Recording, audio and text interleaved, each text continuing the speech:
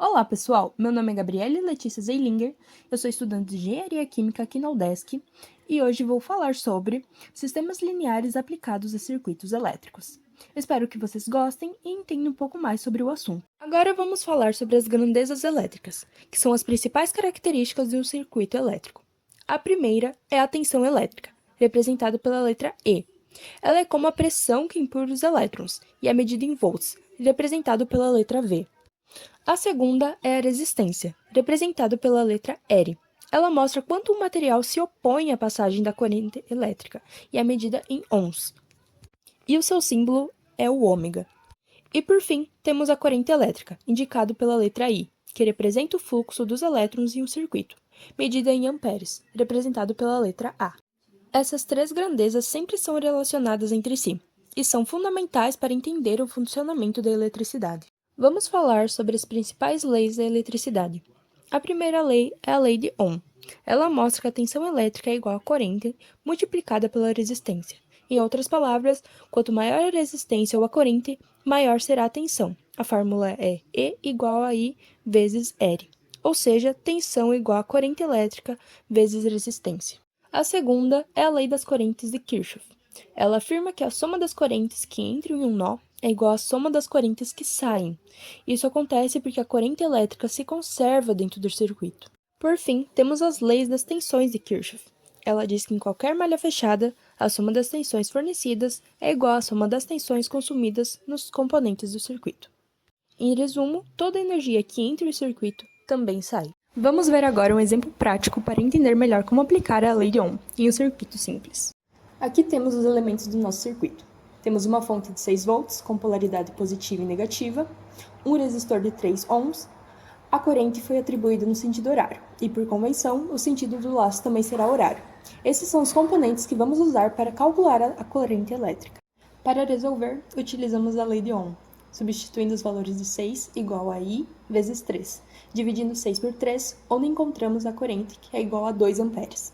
Então, a corrente que circula nesse circuito é de 2 amperes no sentido horário. Agora vamos resolver um exemplo por método de Gauss-Jordan. Mas antes devemos observar os elementos desse circuito. Temos duas fontes de tensão, uma de 50 volts com polaridade positiva e negativa e outra de 30 volts, também com polaridade positiva e negativa. O circuito possui três resistores, um de 5 ohms, outro de 10 ohms e um de 20 ohms, que é o resistor comum aos dois laços. Já as correntes estão representadas como I1, I2 e I3. A corrente I1 circula no laço da esquerda, no sentido horário. Já a corrente I2 circula no laço da direita, também no sentido horário.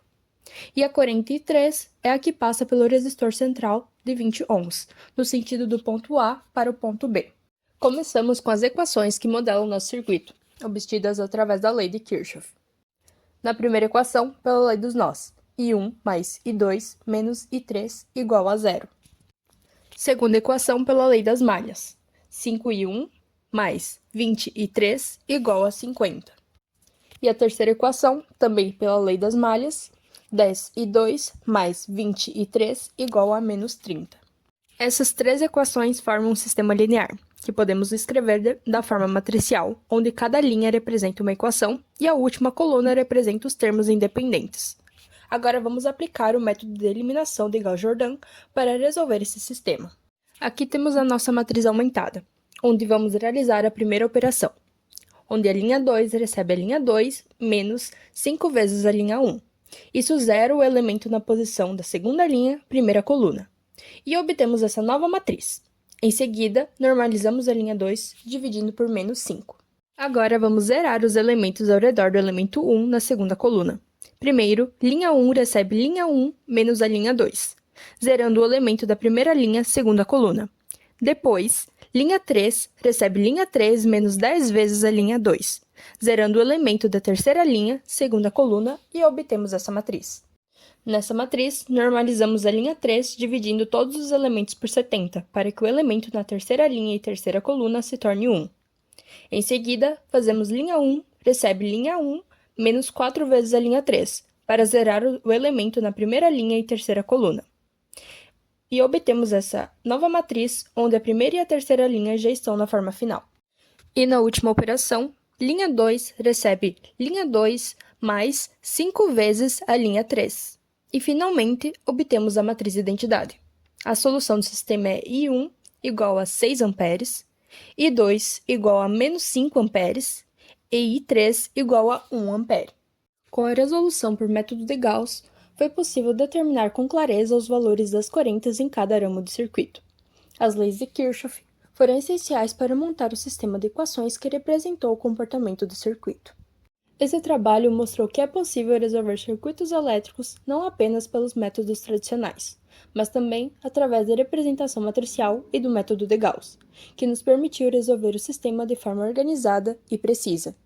O método demonstrou na prática como a tensão e a resistência influenciam diretamente o fluxo de corrente, permitindo uma compreensão completa do comportamento elétrico e do circuito.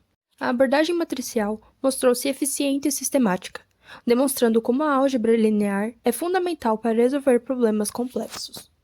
E assim, chegamos ao final deste vídeo sobre a aplicação de sistemas lineares em circuitos elétricos. Agradeço a todos pela atenção e fico à disposição para qualquer dúvida. Obrigada e até a próxima!